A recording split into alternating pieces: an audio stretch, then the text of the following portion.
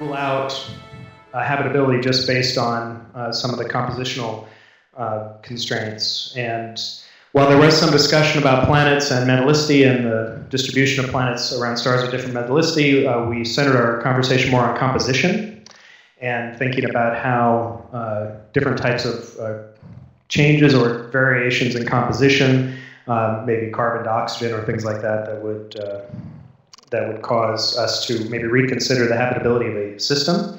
We talked a little bit about the difficulties of constraining those with M-dwarfs. The third thing we talked about was a discussion about the source of molecules for precursors for life, whether those are volatiles delivered by comets or meteorites, whether or not those things are happen due to solar activity, interactions with the atmosphere, different sorts of chemistry that could happen there. And that led to a discussion also of stellar activity and how that might influence habitability. And then the fourth thing we discussed was using James Webb Space Telescope to constrain planetary systems for habitability, in particular looking at demographics. And we had a discussion about the relative merit of doing a survey with James WST of lots of exoplanets to look at their characteristics versus sort of deep observations of individual planets, and that's a discussion we could have for a long time, I think. But those were the four areas that we focused on, and I think we had some good discussion, good places to start for either observations or modeling that we might like to do. So I think I'll turn it over to the next group. All right, so we had such a big group in here that we split up into multiple subgroups. So there's some redundancy with what you discussed, but also some differences. So we had a tough gang of astrophysicists who monopolized the discussion. And so we focused very much on also detectability as well. So we had some big picture thoughts, which I'll describe them in some details. So we decided that you basically just can't decide which is the most habitable planet or the factors that produce the most habitable planet, but you also have to take detectability and what measurements we can take into account. So eyes on the prize. Every time we discuss this, we have to think about, yeah, but is that a target we'll ever actually get to observe? So we decided that was sort of a going-in philosophy. We had a provocative statement from Kevin to start off with that we didn't actually discuss, but which is something that we might pick up later, which is, do we want to take JWST off the table for habitability? Are we going to decide that, is it really worth it to spend 300 hours on that thing, and what do we think we're going to get? If we do want to do that, then we are probably the community that needs to make the case for actually doing that observation. So that's something we might want to revisit. And then I think probably our most actionable item was that we decided that can we as a group, along with SAG-15, determine what information on the star and planetary system architecture will be available to us in advance of observations by, say, an HDST class telescope. And can we identify what information we need, and if we don't have it, can we as a community advocate to get it or request it? So we then looked at things that we think would affect habitability from an astrophysical sense, in a sense. So ISM environment, somebody, I think it was, I can't remember, it was over there. Basically, the ISM environment affects the size of the heliosphere and so cosmic ray flux. And so, maybe that's something, I don't know how we can characterize that or not, but it's something we might want to take into account. Is it just the local galactic environment that we find the object in? The parent star needs to be characterized, and we had most of our discussion on this. So UV flux and activity levels are key for atmospheric loss, photochemistry, and surface habitability. So we definitely want to know and understand those, and we're thinking about ways of getting at that data, especially with HST and its sunset years. Metallicity of the star, and when we say metallicity, we want the full stellar composition. We don't want Fe over H. We want to know everything. So those are also observations that may or may not exist for our potential host planet star planets. The ages, as many of those as possible. And astroseismology typically requires pretty bright objects, but anything we can do to get ages would be really important for interpreting the data and also for target selection. For things like habitability and the rise of biosignatures. Multiplicity of the stellar system, we should be able to establish that from the ground, so that should be a pretty straightforward thing to go after. And we had an interesting discussion. One of our colleagues talked about XMM or Chandra and archival data with X-rays to maybe get a handle on stellar activity levels, which is not something that I at least had previously considered because we kind of fixate on UV, which is what's doing the photochemistry. So maybe we can explore that. Daniel was very interested in pointing out that the stellar mass and sort of the system parameters can change the X-ray and UV flux, which can change the disk chemistry from which the planets form, and can also change disk mass, heating, planetary composition, and architecture. So it's also very important to understand how the system parameters actually affect what you end up with. So it would be great if we could actually understand the trends between planetary composition and planetary system parameters. So as we observe other targets, not necessarily our habitable ones, whether we can come back with both observational and modeling results that help us understand those trends. So in the end, we're trying to determine, and we didn't answer it in this little period of time, but which mass spectral type activity of the star is best for habitability. And then I made the observational point, which has been hammered home to me on these STDTs, which is the stellar type affects where the habitable zone is, we all know that, which can affect how much of the planetary spectrum we actually get to observe.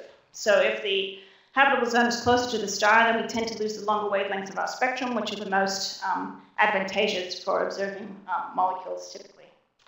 So just keep that in mind as we're picking targets. We talked about the dust disk and how even for sort of a solar system type dust disk at even 4.6 billion years old, with the sort of data we might get from a LUVOIR HDST type thing, you could learn the inclination of the system from the dust disk structure. Daniel was pointing out that, if you could take a snapshot of basically the position of the planets that you find and the disk structure, you might be able to start to pull orbits out just from a single observation, which would be pretty awesome. We decided that orbits were, of course, extremely important. And then just noted that ZODI can be prohibitive, and if we see a lot of ZODI, then it's probably a young system and probably not one we would prioritize for habitability. Okay, planetary systems. Again, siblings, sorry, we need to know the planetary architecture. And I need to scroll down. Can you just hold that for a second?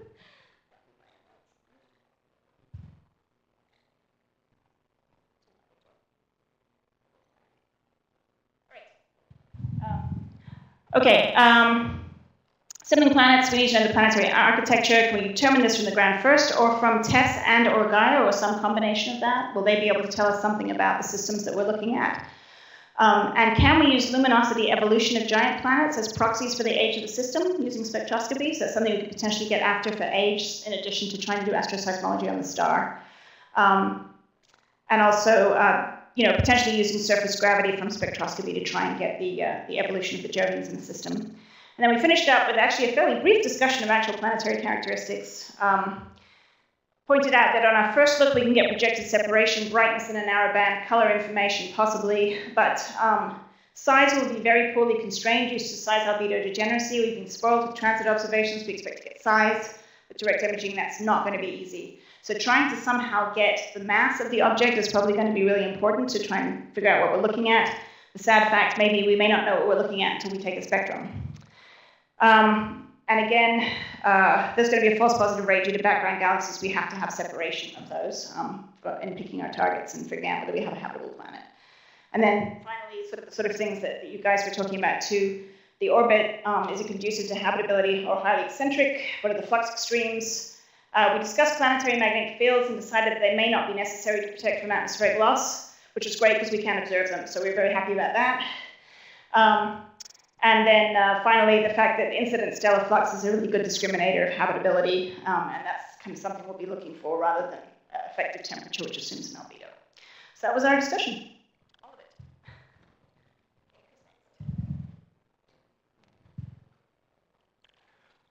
Hello, everybody. So we have the group of 6 people discussing habitability of M dwarfs.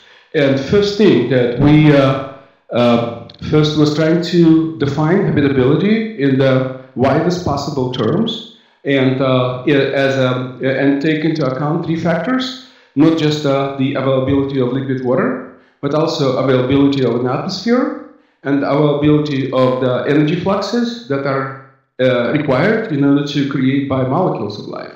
So therefore, I'm going to discuss today 3 different factors that are coming from the star, defined by the stellar activity and the stellar conditions and the planetary conditions that can provide available conditions for this kind of wide definition of, I'll call it biogenic zone, not the habitable zone. Because they specify, we're looking for biology, not just for water.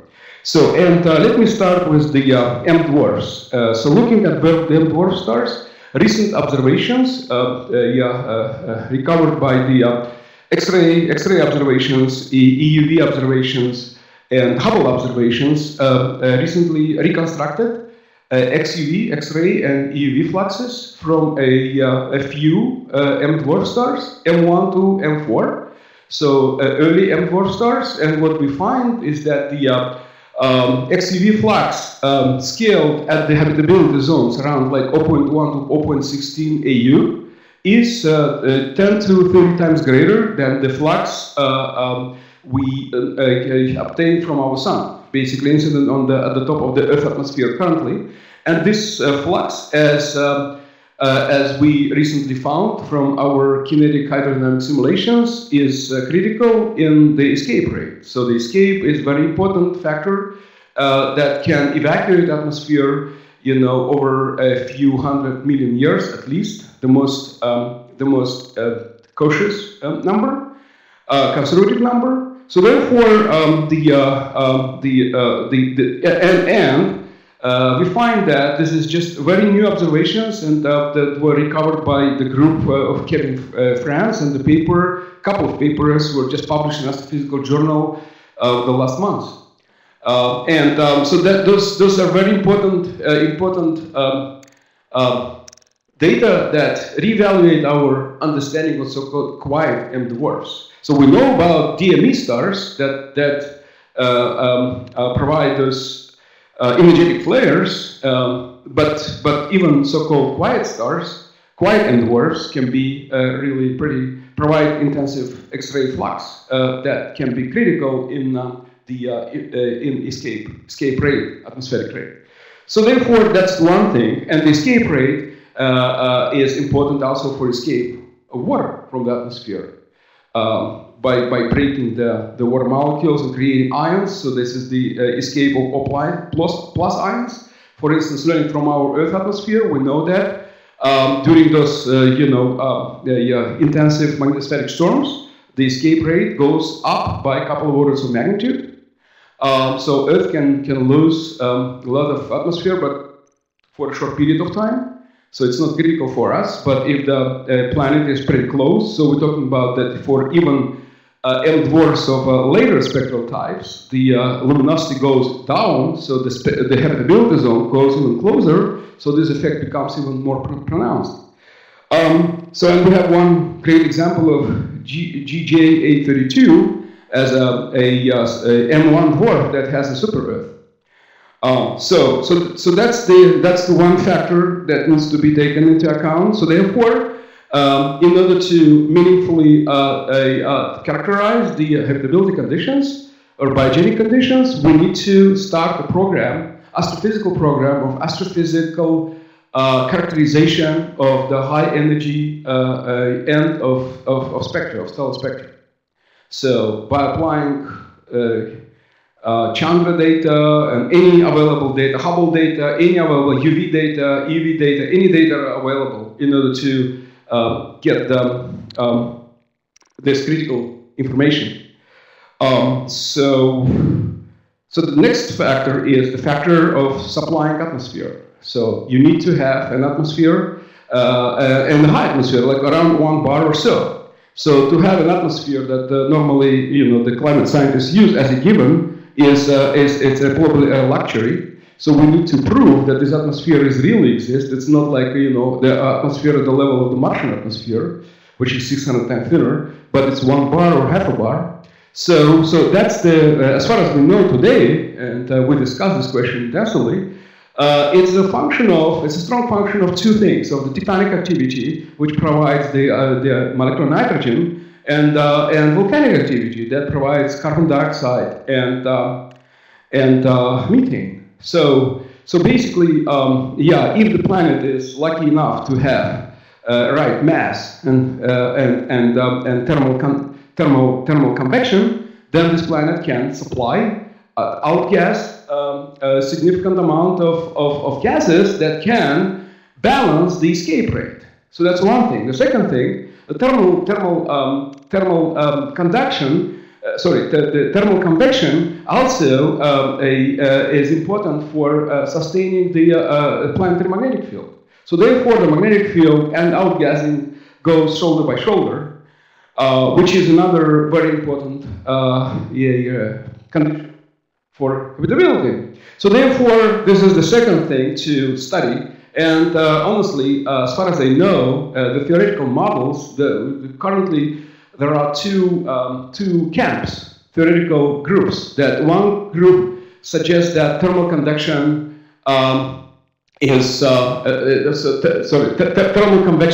thermal convection in the mantle can create significant outgassing for super Earth. Another group says no. So there is no consistency there. So according to recent papers, that as far as I know, if somebody can give some more information, I'll be happy to know. But that's another question to learn: geophysical models. So the three-dimensional geophysical models are required in order to specify this question, because it's not just only about escape, it's also about the outgassing due to those factors as a function of mass and the radius of an exoplanet.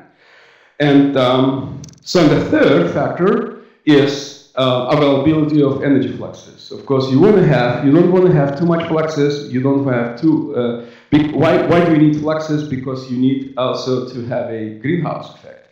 But the greenhouse effect with the carbon dioxide is good when the life is already developed. But when the life is not developed, then the carbon dioxide dissolved in water produces highly acidic oceans, where the biomolecules, by definition, cannot form. So therefore, you need more alkaline requirements, so the neutral pH. So therefore, the carbon dioxide traditional ways would not work, and so that's basically all I want to say. So there's the three different components that would be required from our opinion. Any questions? If not, thank you. Thanks, Vlad. Let's see, Tony, is Tony in here? Well, before we go on to Andrew, we've got the report backs kind of speaking to you. I'm hoping for a little bit of discussion.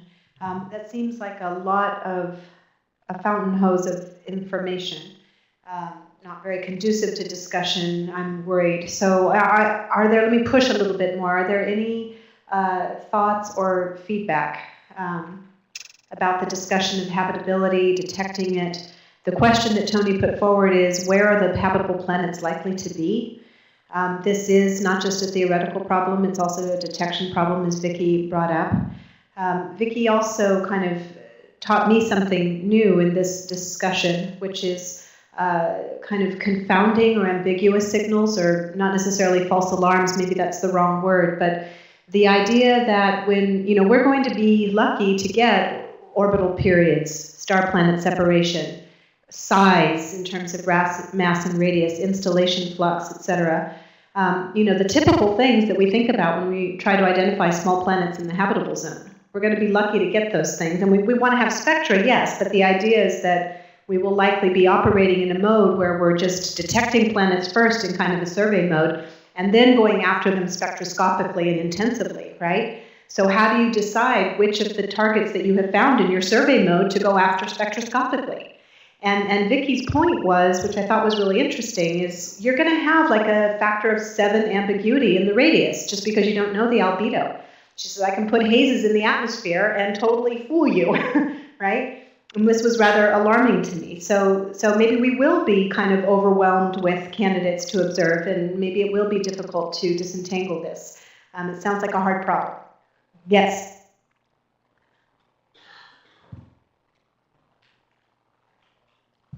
I'd just like to mention that so far we've all been assuming that the only star that these planets interact with is the star they're orbiting around, but of course stars form in groups, and neighboring stars can influence the chemistry and dynamics of the disks around other stars, particularly big O types that may form as neighbors. And so we should also consider, when possible, of course not always possible, but consider the stellar neighborhood in which these systems formed when considering the likelihood for habitability or not. Any other thoughts?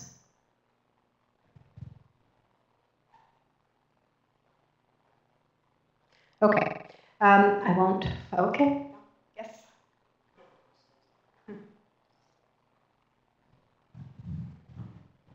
So it's true that TESS does not give us good coverage, orbital coverage, but from a good, well-resolved transit alone, you can make certain approximations and get a rough period from it. From TESS, I'm talking about. Yeah. What are you talking about then?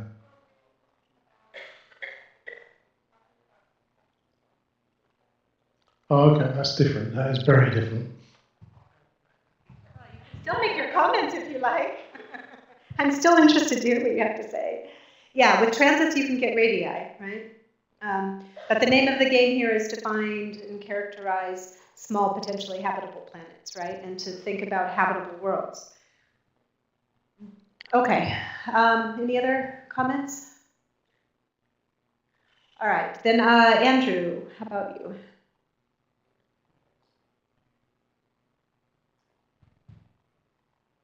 I think I'm going to have to put this down, otherwise it's going to break my wrist. I'm one of the few people with a PC. Okay, so we had a pretty good chat. A bunch of modelers in a room, like herding cats. I keep hearing that.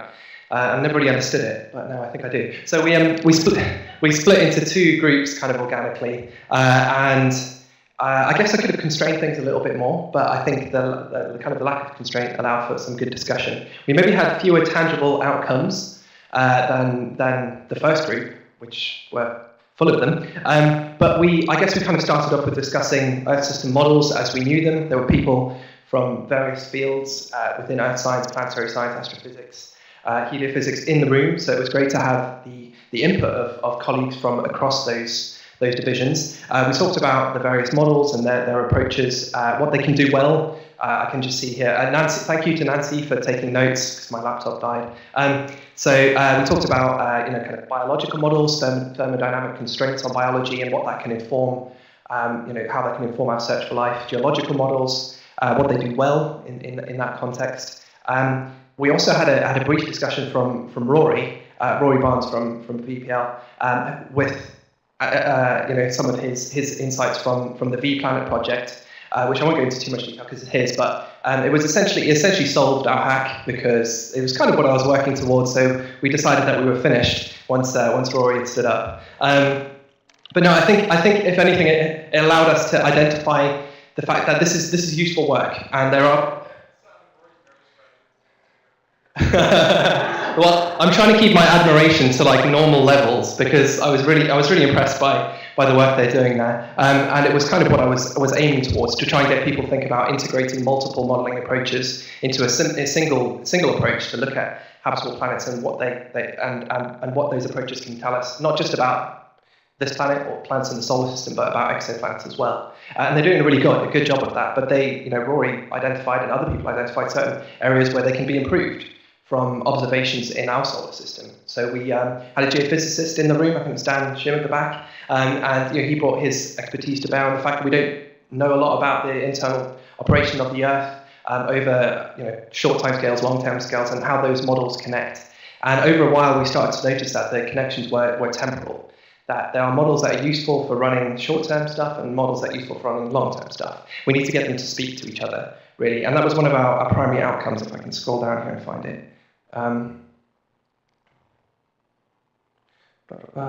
So some of the potential outcomes we had was to promote awareness of different kinds of models to people who might not work in that field. So I remember when I started my PhD, a lot of the work I thought I was going to be the first one to do, but they're actually already been done and done pretty well. So I think just promoting awareness of different kind of modeling approaches, and then maybe trying to get those people to talk to each other, have inputs from one model be the outputs from another. Which might help. Classify, which kind of built on this next point, is classifying hierarchies of models, processes, complexity, spatial temporal resolutions, when it's appropriate to use each one of those approaches. So we can hope to foster communication on different models that can then provide inputs into each other. and furthermore define which parameters in one type of model we can get from another one. So I guess just more integration was the takeaway point from that. Let me go, move down a little bit. We tried to apply them to exoplanets. Sorry, this is terrible. So we try to compile a group wish list. So people who are geologists who might want things like better control on weathering rates, how biology on this planet in the past might have accelerated weathering rates. Weathering rates are very important for the carbonate-silicate cycle. What controls outgassing on this planet and others. The redox state of the mantle is relatively unknown and something that's pretty important. And then we can have GCMs and orbital constraints, and I won't go into detail. This is on the Google Drive, by the way, if anyone wants to look at our hack outcomes. But we had a subgroup summary at the end, which was that exoplanet people need to reach out more to Earth Science, NSF, DOE type crowd for knowledge on geology, biology. These are Nancy's words, so any issues you might have, please direct them at her. And then we need more heliophysicists, which I think we knew anyway, and that's why we've got Dave, and a lot, I guess, rests on him and Vlad and others to provide our heliophysics expertise. But I think also we need more biologists and earth scientists to get involved. That would be great. To include wider community, and then it's a rather controversial question about should Nexus be only part of NASA or cross-agency or a .org. So it got a little bit political towards the end there, and I'm in no position to comment on that. I'm just reporting what's on the sheet. Building on what I said earlier, we need planet models to have the ability to turn off particular kinds of life. As abstract as that sounds, it's really difficult to disentangle life on this planet from the processes that it modulates or accelerates or decelerates. And actually, that's the work that we can do. Well, not maybe us modelers, because I haven't been out in the field in a while, but it's the work that geologists can do, the work that geophysicists can do, and geochemists can do to try and get a better constraint on how life affects the processes operating on this planet. We can inform our models, we can inform exoplanet models, solar system models from then on. We thought maybe we didn't have any outcomes for our Nexus exercise, but maybe apply existing models to exoplanets and identify weaknesses, which is pretty much what we do now. So that was pretty much a summary. I might write up a few more ideas and put it on the Google Drive. If anyone wants to add anything to it, that would be great. And I'm thinking maybe we could move forward and continue communicating on this. If there's the modelers who are in the room or anyone who's here would be interested in maybe talking about this a little bit more. I think there's some stuff we can do to foster that communication that we talked about. So that was us. Unless anyone else from the group had anything to say? Nancy, Rory? No, I think that's me then. Any questions about that? Comments? Questions, comments, just discussion points?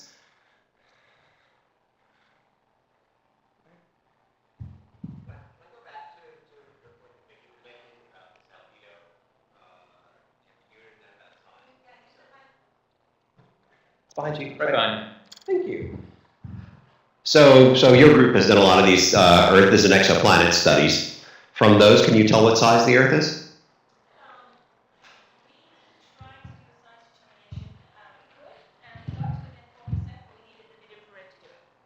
Need mid-infrared? So we fitted the color, sorry. Yeah, so we did do it. I did a fun little thing, which I still need to write up, on looking at just the full spectrum of the Earth. And if I had the mid-infrared and I could fit a color temperature, I was able to actually reproduce the Earth's size to within 6% or something, assuming perfect data. Well, that seems to be an important piece of information. Yes, that would go into. But that's mid-infrared, right? Yes. So if we go forward with so this is a question about detectability. It was like, what are we going to have to work with? Yes. And just saying, oh, I need mid-infrared is not, something that NASA can turn on a dime. So, so that's an issue. But we were also discussing with Roxana and others that if we can get a spectrum and we can start to determine the composition of the atmosphere, and I have a high probability there's a water cloud in there. I know how bright that could potentially be. I may not know its surface coverage, but I can start to get some constraints and maybe, push the albedo into a more likely range and therefore get a better size out of it. But it is going to be a complicated measurement, I think. And we've been spoiled by transit where it's, it's the area of a circle, ratioed. So, that's just something to keep in mind. And also, when we had the LUVOIR STDT discussions, we were talking about, again, potentially putting a radial velocity spectrometer on the telescope as a secondary payload to try and get masses as we were doing this, because we can't get the masses of these smaller things from the ground. So that's just something, that's just, a fundamental measurement that we just can't take for granted. Size and mass is going to be really hard. Thank you.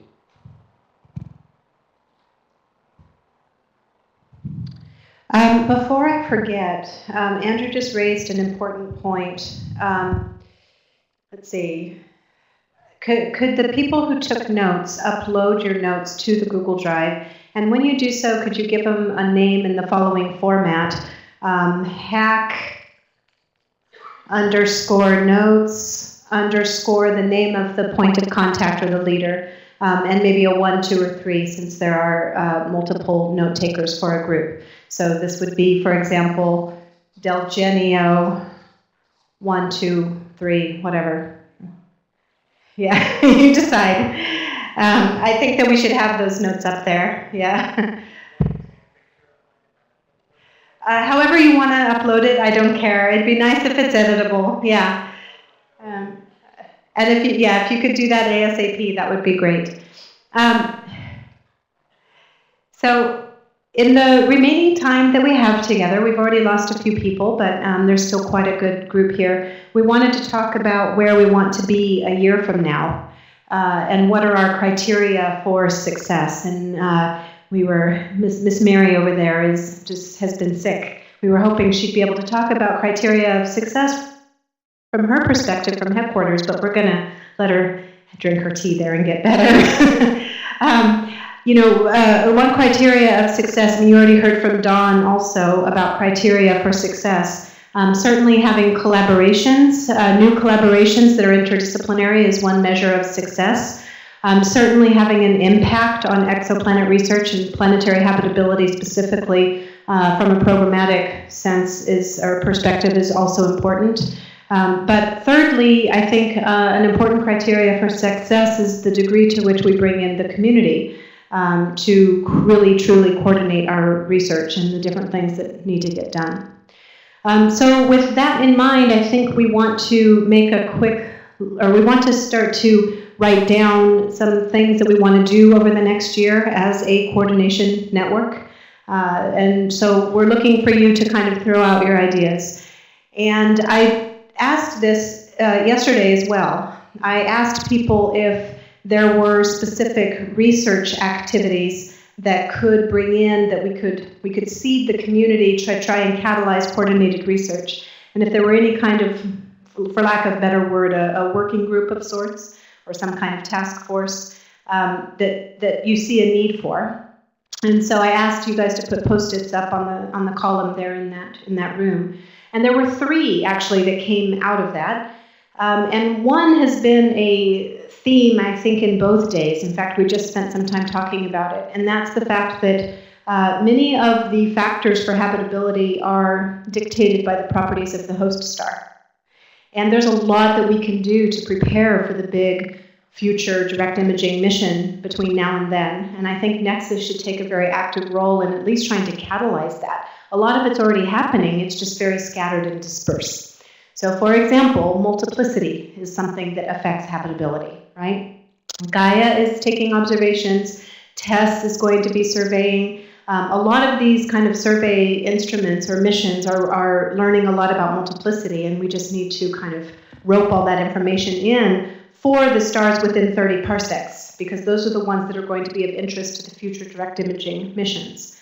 So that's one example. Another example is the installation, right, is important. You need to know the properties of the star. So we need to know the radius and the mass of the star, just as basics, right? Of course, metallicity, compositions, abundances, all of that is important too. The UV X-ray environment, Vicki pointed out that one of our major, or maybe the only, resource for doing UV astronomy right now is Hubble, and that's going away soon. So if we need Hubble to weigh in or survey all of the nearest stars, that has to be done soon. And she pointed out that that has not been successful on various TACs in the past. So maybe that's something we have to advocate for. Another one is the radial velocity jitter and also giant planets. We know that giant planets can significantly alter the architectures of systems. It can throw out the habitable zone, right? It can have a dynamical effect on the habitable zone. That's something that we should also be able to do from ground, and I would imagine a lot of RV surveys have already been tackling all the G stars within 30 parsecs, for example. I don't know. Maybe that's not true. Tabby might know. Yeah, Sean. It might not be on. So it sounds like there are a pretty large, there's a large list of things that we want to know about the star to help constrain those star-planet interactions. So Natalie, are you proposing that we maybe start by getting the habitability and biosignatures communities and the planet characterization communities to interact with the stellar communities to start to put together that list and a plan, an action plan on how to go get all of that stuff that we need? Yeah, more or less. I'm saying that we already know the stars, well, certainly within 10 parsecs, also within 30 parsecs with high completeness, except for the M dwarfs, probably, the very coolest stars. So we know what that list is. This comprises the bulk of the target list for the future missions, and the idea is just to amass as much of the relevant information on these stars as possible between now and when is that? 2030, let's say. So let me actually propose what I thought you were proposing, which is I think instead of just sending the astronomers out to go get all the information, I think the whole point to this community is that we can be strategic about what information we prioritize. Because if we just send 100 proposals into the Hubble TAC, I don't think that is going to be as successful as if we send in maybe 10 proposals, where the 10 proposals are backed up with the white paper that say, we need these 10 things, and they're the most important things for us to get in the near term. So I know we've got a star-planet interaction workshop on the horizon that Vlad and Bill and hopefully a couple others here are going to be involved in. So that might be a good nucleation point, not just for saying let's get all the properties, but like to start to put some prioritization behind it. Yes, done. Oh.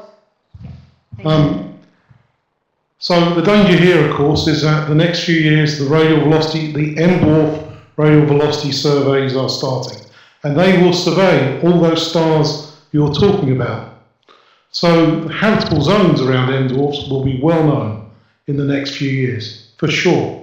And then you throw tests into the mixture as well. So you're looking at a period, you're trying to look at a sample of stars that will be in 15, 20 years' time or something. Mm-hmm. But this is going to happen in the meantime. So yeah, and the M dwarfs represent a kind of a unique sample. That there will be some of the higher mass M dwarfs that will be targeted by the large direct imaging mission. But of course, their habitable zones are closer in, so you have the inner working angle problem. It's too small for most of them. However, the ELTs are going to do the nearest ones, so it's still an important point. So Don, the thing that sounds great about that is what I just proposed actually was missing something important that you're just touching on, which is we should also have in that discussion the things that are already being planned that we might. They're not being planned; they're actually starting. Oh, okay, whatever. Yeah, they're either being planned or that are starting or that have finished already, and then there just needs to be some knowledge transfer. The point is we should come up with a program, I guess is what I'm suggesting, for getting these properties. Yeah. That goes from the stuff that's... You need an interdisciplinary... Exactly. Right. That starts with what we've done, and it ends with the things that we really need to do before things fall out of the sky, literally. So some people have already started this. The person who suggested this was Patrick. Is he here? Yeah, Patrick has already looked at this. The community member who contacted us was Angel Tanner. I think she has a funded proposal to do some of this. Then you have folks like Todd Henry in the Recon Survey, and you've got the Gaia people. I mean, there are communities already that exist and who are doing this. So the plan is soon to organize a telecon to bring together some of these voices and try and brainstorm what to do next. So I think that's really on its way, and that came out of this meeting. So I think that's very positive. Although I think we should take the action point to connect that community to the other people in this room that think about what are the habitability or characterization things that we want to prioritize. And I keep looking to Vlad because he's got, again, he's planning a workshop on this, and so there may be an action item for you, Vlad, to talk to these folks to make sure that you're closing the loop as well. Right. So there were. I will just add that Hubble is good, so it provides the near and far UV, but we need X-ray also. So we need X-ray observations, which is critical. Mm-hmm. Thanks. And Vicky brought up that point with regards to XMM and Galax that might be able to weigh in. There were two other post-its, two other ideas, but I don't know who wrote them, so I'm kind of hoping that you might be here to speak to them. The first one says Earth systems models, going towards or mapping into exoplanet systems models. That was me, obviously. Oh. We just did the hack, which kind of informed a lot of that. Okay, excellent. We did have some, some tangible outcomes from that we could, like I said, I think a working group on this might not be a bad idea. In terms of identifying at least the models that exist, what they're good at, and how other people can get hold of them, and identify, maybe the papers that they were described in, or the people who worked on them. Sure.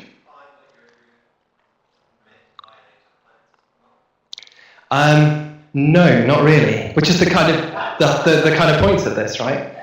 Task one, yeah, absolutely. Well, we kind of got hung up on Earth system models a bit, and that ranges from simple carbon cycle models all the way to the GCMs, and then their application to other systems in the solar system, Venus and Mars and Titan, and then how we would even begin to apply those to the exoplanets as the next stage. And people are doing it, like Rory, and I had a go and didn't do anywhere near as good a job. But there is stuff we can do before we have the the information about those exoplanets. There's things we can do to improve the models, that when we do have that information, we can already make some tangible statements about habitability, possibly.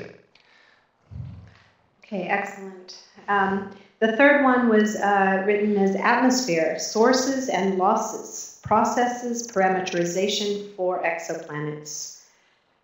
Will anybody claim that one? It warrants some explanation. No? Does that scream David Brain? Is he not here? He had to leave. You need a mic. You need a mic. The atmosphere is a reservoir of mass. Behind you. Right? The atmosphere is a reservoir of mass and other properties, and you've got fluxes in and you've got fluxes out, and you want to know what those fluxes in and fluxes out are that determine how big an atmosphere you've got, and you'd like to know it as a function of size.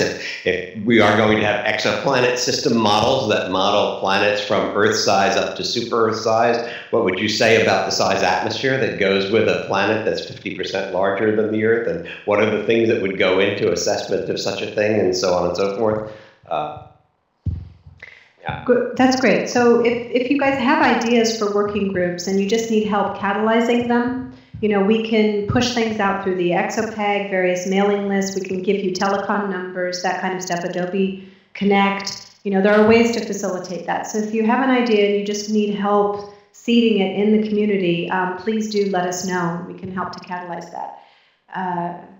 So I would challenge you with these ideas to put into specifics what's on these Post-its. What exactly do you want to accomplish? Have to have a specific science goal in order to attract people to sign up for another meeting, every other week or whatever it is. It has to be very compelling.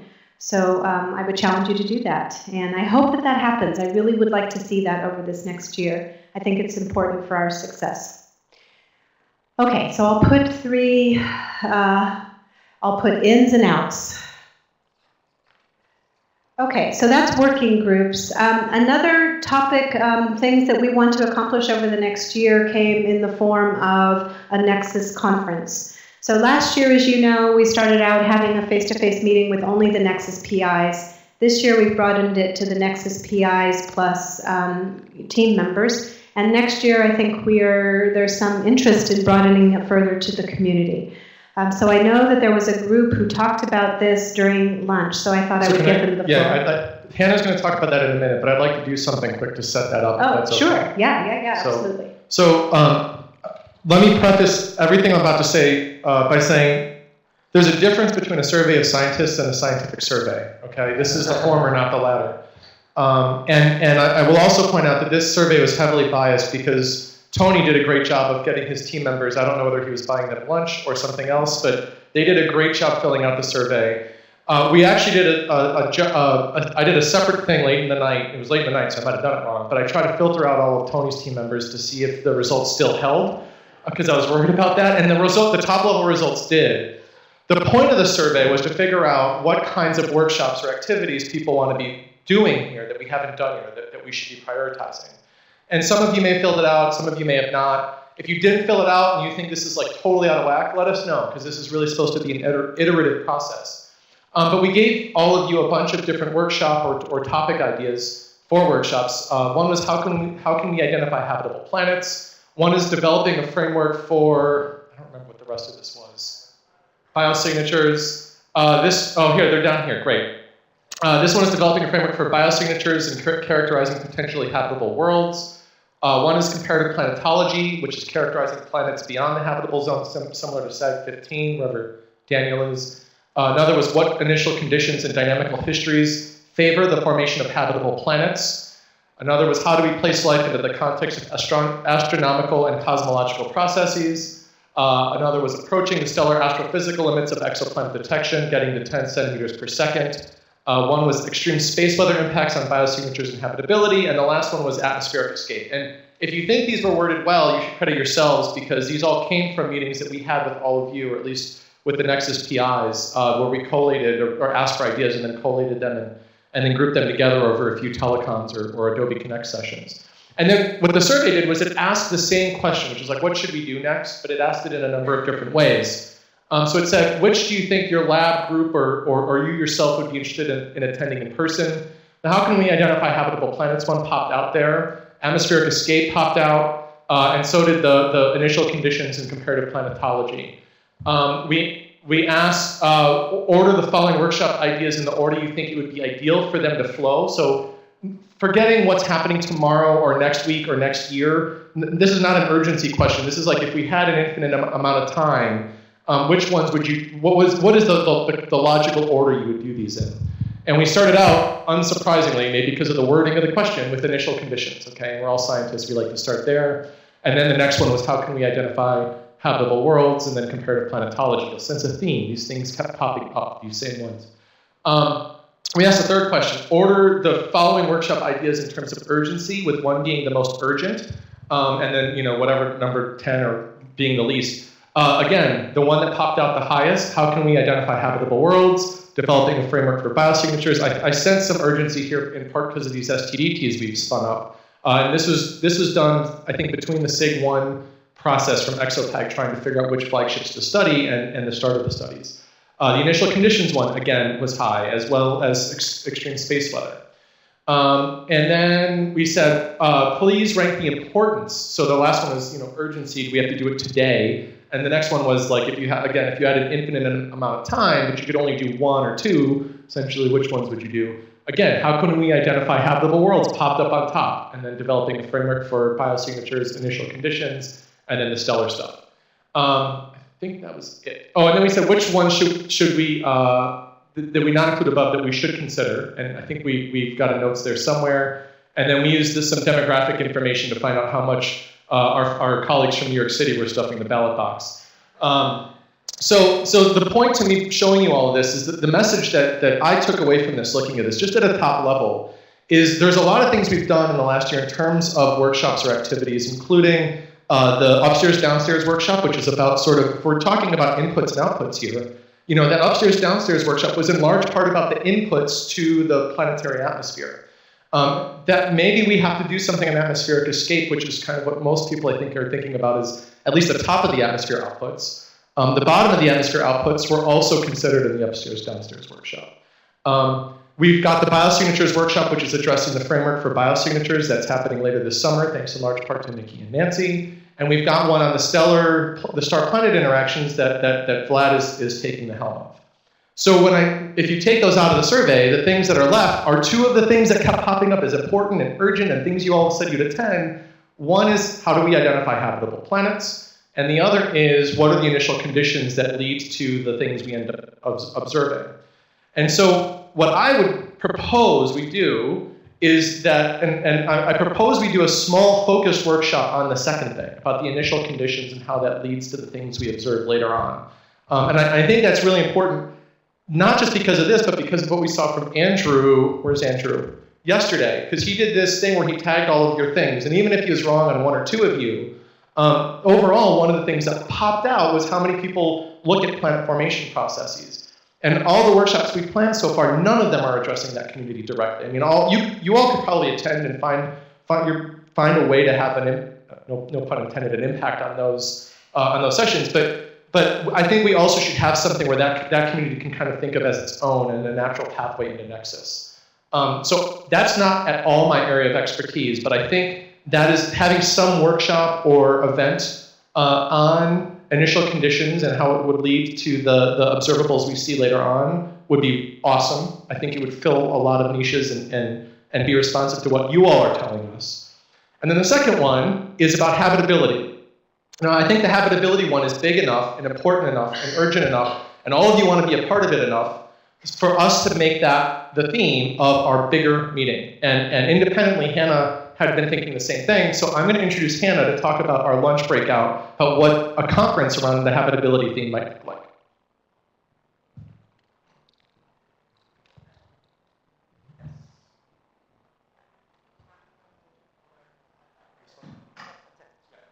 All right, so I came with this idea. It was kind of self-serving since I'm on the events committee, and I was like, we should have an event. So we brainstormed over lunch about what we'd like to see in a big conference, basically, big meeting, maybe a few hundred people, that kind of thing. I think in terms of timeline, we're aiming for late summer next year. So we need to start planning this now. And we basically came up with 4 main questions to address. Okay, so what are the properties of habitable planets? What would they look like if you were trying to observe them? How would you go about finding them? And then how do they form and what are their histories? So 4 main questions. And we kind of came to these questions based on what other conferences are happening next year and trying to find a niche where we would be distinct from these other conferences and not compete so much with them. In terms of a structure, we're envisioning a 5-day meeting. And we agreed that the most valuable thing out of a meeting is the time when you're not sitting in the hall listening to talks, but rather interacting with your colleagues, coming up with new ideas and stuff. So we thought that the best way to structure this would be to have plenary talks in the morning, and then have the afternoon devoted to breakout groups of different sorts. And make sure we have ample time and space for posters, which would be a lot of where the contributed science would be coming in from. One idea that I really like was for the talks, rather than identifying invited speakers, identify key talks. So we want to talk on this topic, a talk on this topic. And I think it's Protostars and Planets that runs this way, where topics are proposed and then people submit abstracts for the talk. And they become review papers, but the idea is not to turn it into a review paper, but rather have individuals sort of self-nominate to give the review talks, which would give good opportunities to early career scientists in particular. And then also for the breakout group topics, also solicit those from the community so that we have a good representation of what people are actually interested in doing. And then, we have 4 topics. So the first 4 days could be devoted to those 4 topics. And then the last day, we would have, short summaries from each of the great breakout groups saying, here's what, some of the conclusions we came to, here are some of the questions we want to pursue, that kind of thing. The one thing we could not come up with was a conference title. So I'm open to taking suggestions there. So any more input, questions, comments on this? Anybody who wants to help organize?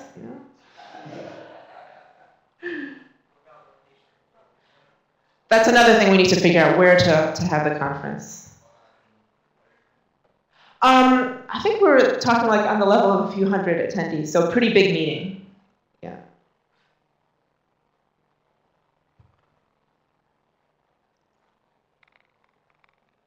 Yes, Bob?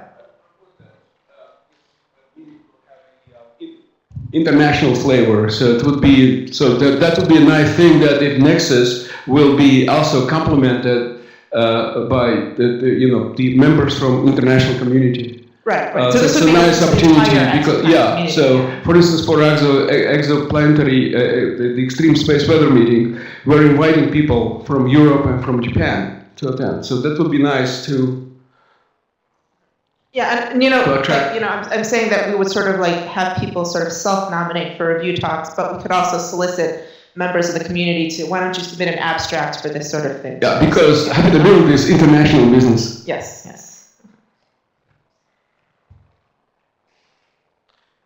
Do people like this idea, hate this idea?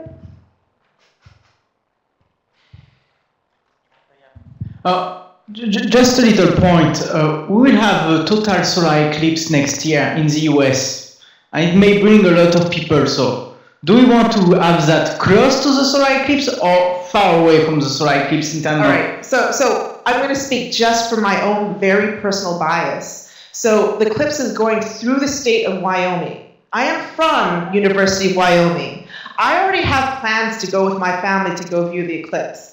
I agree that it would be fun to time it around that. I think we would need to move on that really fast because venues near the eclipse, I think, are filling up very rapidly. So I like the idea from one point of view, but from another very personal point of view, I'm not sure. So.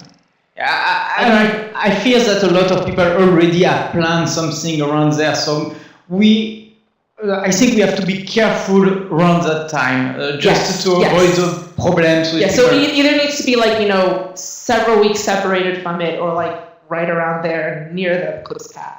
Yeah. August 17th, if I'm remembering correctly. 21st? I'm sorry. Okay. Yeah, somewhere mid-ish, late-ish August. Sorry, I just want to interrupt for a second. We should just thank Dawn, who's on her way out, for organizing everything this week.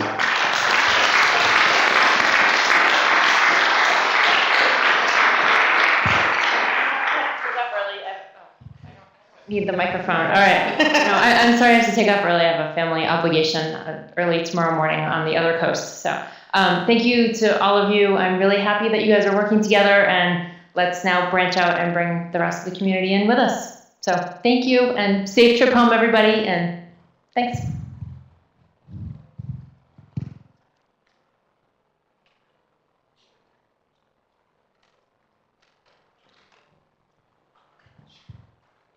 Just wanted to say that I think I very much like the idea. I think the format is good. I like the idea of compiling reviews from proposals for reviews. I think if the focus is habitability, then maybe you could just call it Habitable Planets. And it would be a pretty encompassing title, and it would be a statement also that this is seen as a major contribution to that field. I personally would think it's maybe easier to separate it from the eclipse and just do it as an independent event, both logistically in terms of, I think it's better to focus it on the science rather than the eclipse.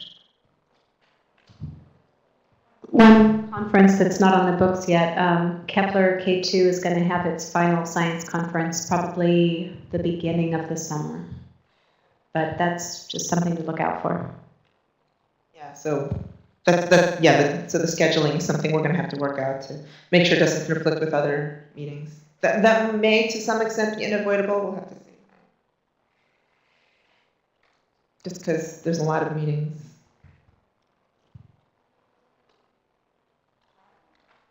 So this is somewhere between something for the conference and maybe for our to-do list. It's kind of detailed, but I think that it would be useful for us to set up a crowdsourced shared calendar of events, both for when we're planning things to avoid things like eclipses and K2 science team meetings, but also so that we all know when other things are going on in the community we might want to attend. And I think we can probably do that through Google Calendar. We're already using Google Docs a lot. And I know Nancy and Nikki already nucleated some conferences for this year from when we were planning the biosignatures workshop. People So can we also add events to the Nexus website, right, on the calendar feature? Can they do that on their own? Yeah. Okay. Oh, so maybe we had it. So put stuff in the Nexus calendar on the Nexus website. a thought for you as your many worlds writer. The Nexus as a whole has been kind of below the radar in terms of reporting, other than fortunately myself.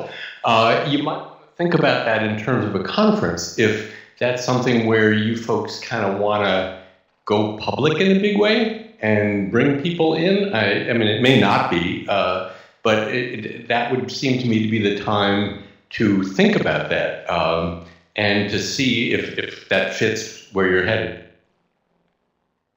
Certainly there's press conferences organized at the same time as many scientific conferences, so that may be something we should incorporate into this too, let the press.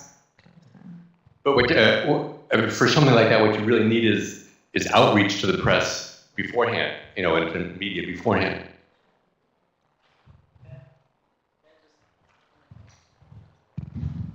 I mean, in that context, we can think about NExSS as a flagship program for exoplanets. And if you think about a mission, there's a lot of buzz around it, which I haven't seen around this thing. So, yeah, obviously, I mean, along this line, there should be more reach out to the press to let them know about this thing. I think, even the scientific community, I think many people don't really know about it.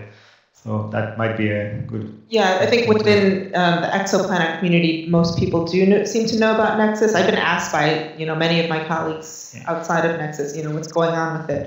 But yeah, in terms of the general public, I don't think they're aware of what... And maybe it's still in the stage of a pilot thing, so that's why it doesn't happen, but they don't. So we have twice tried to schedule a media event around NExSS, and for various things, some having to do with astronauts, others not, we haven't had that event yet. We are planning to have one still at some point in the future, and what we're actually doing now is we're trying to schedule a date that avoids eclipses and astronauts and all the other things that would take attention away from what we try to do as our sort of like coming out party for telling the public what we're doing and what we're about. I certainly think we'd want to incorporate that into whatever conference we do next year, make sure there's press availability, make sure they know about it ahead of time, maybe have another press event associated with the meeting. I think these things we should definitely put on the table. I should say in addition to that, beyond the stuff that's tied to the conference or that TV event, remember we have a comms committee that Natalie's leading up, and if you're interested, please join that and help her with that, because I think that's an important component to all this. Yeah, just to riff on that. So there's a difference between public affairs and public outreach. The media usually likes to report on science results, unless we have like some really big strategic document or something that we're releasing, or like a big review or something of that nature that would be newsworthy.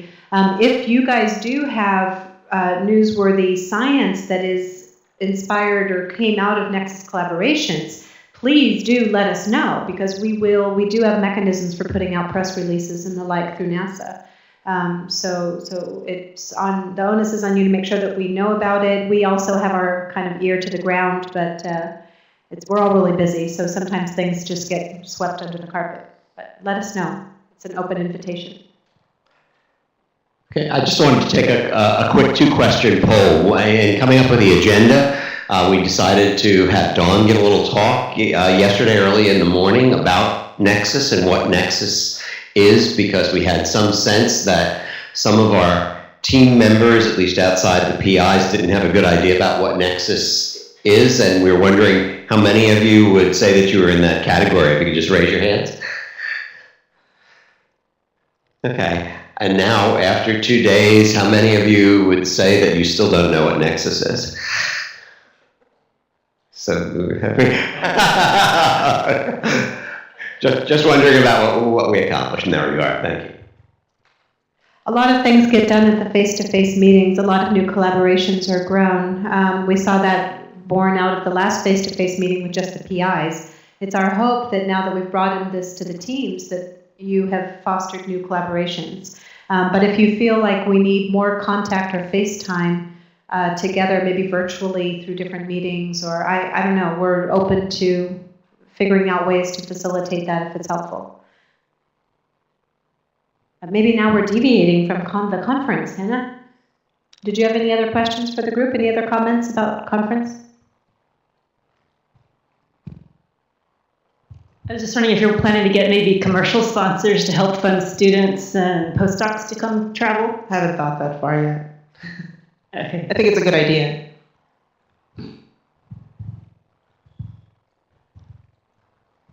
right, well, if there's no other comments, thank you, Hannah, for taking the lead on this. This is, it's great to have your help.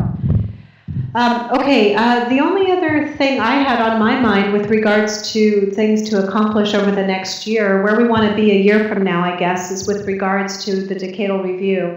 And this really was driven home by Paul Hertz during his introductory talk on the first day yesterday, where he said that he rather expected that NExSS would weigh in with white papers for the decadal review. So I'm not sure that there's anything we need to do at this particular moment, but that kind of input, given that we are finishing, our third year would end in 2018, right? It's coming up soon, so it's something that we would have to think about and decide if it's going to be one singular white paper or if it's a bunch of white papers, and if it's a bunch of white papers, what are they? So it's something that we probably want to start thinking about, and we'll talk about during steering committee meetings, but think about it. Are there any other things that you would like to see us accomplish over the next year? Anything to add to the list? Sean? The initial conditions workshop. So workshop.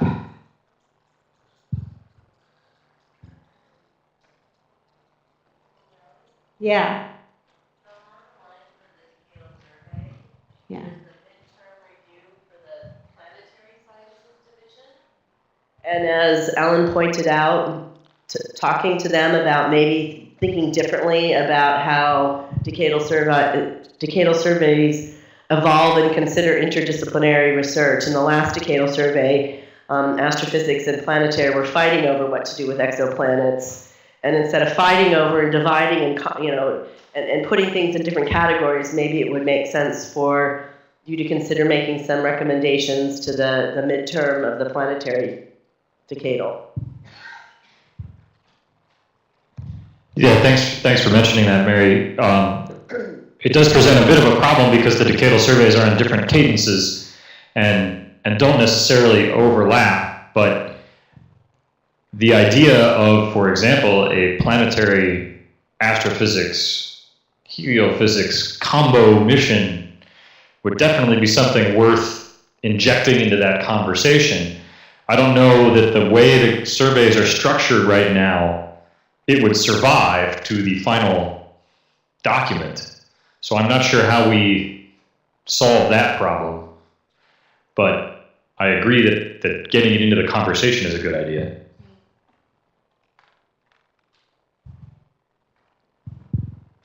Anything else? Sean? So I'm just trying to take what Ellen and Paul said about this and the things I've heard from Mary and Martin, and it seems like there is an interest from the folks at headquarters in finding a way around the stovepipes, even for things like the decadal survey. But even if they decided that that's absolutely what they wanted to do, they don't have full control over the surveys either, because they're not run by NASA. They're ordered by NASA from the academies. And there's all this stovepiping that has to happen from the budgetary side and from the mission architecture side and all that stuff. So I think for the decadal survey process, across the surveys, the 4 divisions, success for us, looks like us figuring out that problem for ourselves, right? Figuring out how to get around the stovepiping and essentially invading each other's decadal surveys, which I think is what Mary and Bill are saying, is let's get planetary and Earth and helioscience scientists writing papers to the astrophysics decadal survey. And even if we don't get one mission that's supported by all 4, I'm sure there are heliophysics missions that would be more informative to this group than other heliophysics missions. And I'm sure there's planetary science missions that would be more informative to this group than other planetary science missions. And the same thing, I think, would be true across all 4. And I think the extent to which we can be honest scientists about the things we want to see, regardless of what division they're funded or built by, I think that's what success looks like. That's us being a community that's solving a problem that's been identified by the people at headquarters. All right, folks, I think at this point it's time to wrap up our 2 days together. We're approaching the top of the hour, and I see people are at the door with their purses. There are flights to be caught. So I'd like to conclude by thanking you all for coming. Your time is very valuable. You are very busy, and I understand that, and I really appreciate your attendance. So I hope that you take something home with you and that inspires you to reach out kind of across disciplines and also to your fellow Nexus team members. You have at your disposal several hundred or 200 or 300 people with varied expertise, and it's for you to take advantage of that.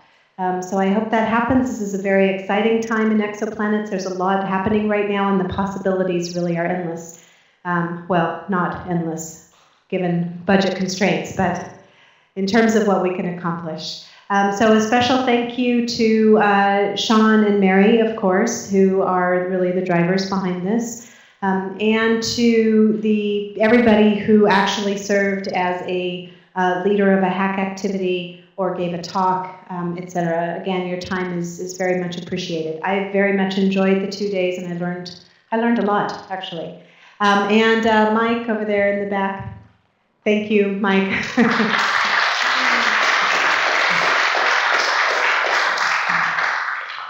For keeping our online participants keyed in. That's also very valuable. It's difficult to travel, and it's nice to have the opportunity to participate remotely. And I guess to the NRES folks, I don't think that they're in the room, are they? But I don't know about you, but the food was really good. The food was great today, so I am very appreciative. Yeah, and Carnegie. I don't know if there's anybody here representing Carnegie, but this is a really beautiful space that we're lucky to use. So safe travels home, everybody, and we hope to see you again soon. Thanks.